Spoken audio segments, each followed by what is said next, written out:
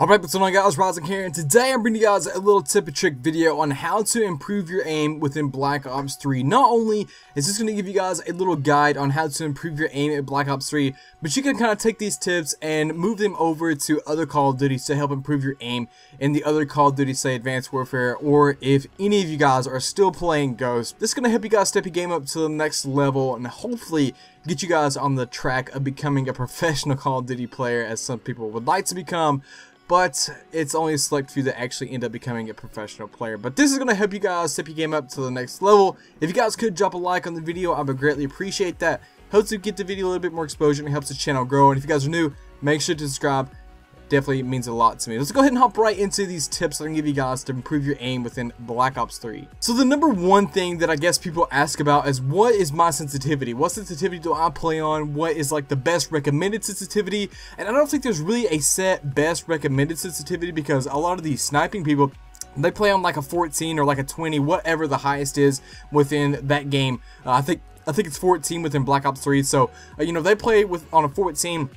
And they're able to get all kinds of kills. I see them get 100 kills left and right. And that's actually really impressive using a sniper. But let's say somebody that is on a professional level may play like on a 2, 3, or a 4. Something really, really low. So you kind of have a big scale to go from. I think it goes 1 to 14 within Black Ops 3. So you kind of have a pretty much a lot of numbers you can pick from. And also within Black Ops 3, you can have a vertical sensitivity and a horizontal sensitivity. So you could be very specific on what your sensitivity is up and down and left and right. So I don't think there's really a perfect sensitivity. This is kind of just something that you're going to have to hone in yourself. But it's also very important that you find one that you're comfortable with. Just don't go with one because you see Pomage or you see Nadeshot using it. Use one that you're comfortable with, because the high sensitivities are really good because you can kind of snap on target, but it's not like you're able to stay on target because you can't really control it. So what I suggest you do is do what I'm doing within here, and you guys can see I'm not the best at it,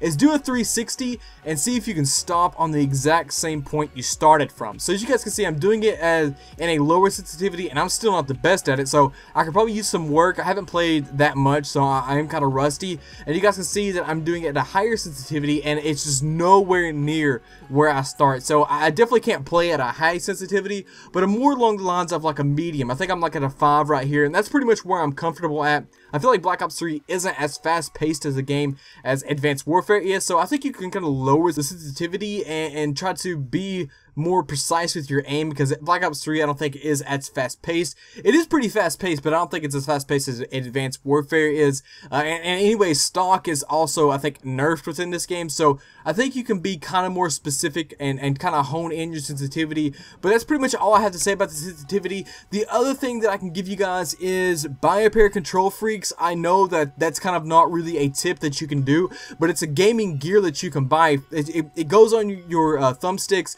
I use one on my right side, and I think that it definitely helps me out a lot. I'm not actually kidding. I'm not trying to sell you guys something that I don't think works.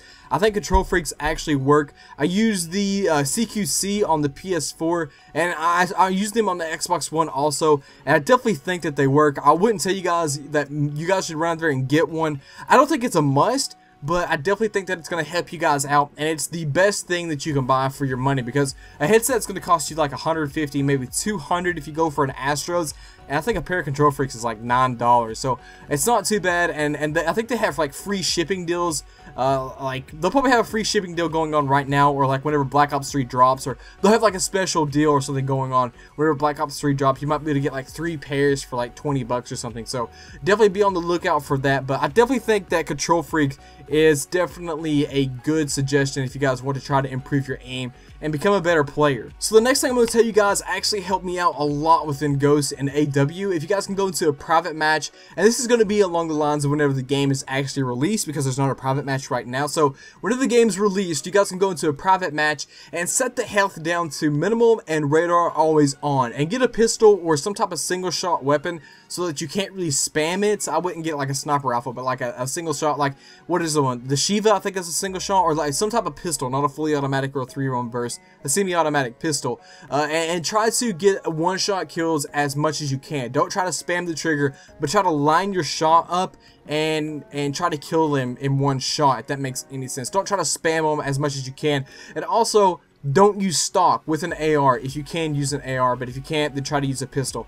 But use a single shot AR without stock and try to get them in a one shot. Don't try to spam as much, and you guys will see yourself excelling to the next level using that tip. Honestly, I definitely think that that is like the best tip that you can use other than the sensitivity and buying a control freak. I think that going into a private match, setting your sensitivity down kind of lower, not using stock, and also putting it on radar always on a minimum health, and try to get them in one shot, one kill, if that makes any sense to you guys. But I think that that definitely helps me out a lot. Doing that about 5 or 10 minutes before I actually go into multiplayer, I think just makes my aim just that much better. And the last thing I'm going to give you guys is you're just going to have to play. You can't expect to be a better player putting 5 minutes in a week. You're going to have to play a couple of hours a day, or maybe 1 hour a day, 5 days a week. And you'll see yourself getting better gradually. It's kind of like a little stepping stone. It's not really a sprint, it's a marathon. The longer you play, the more you play, the better you're going to get. It just kind of makes sense.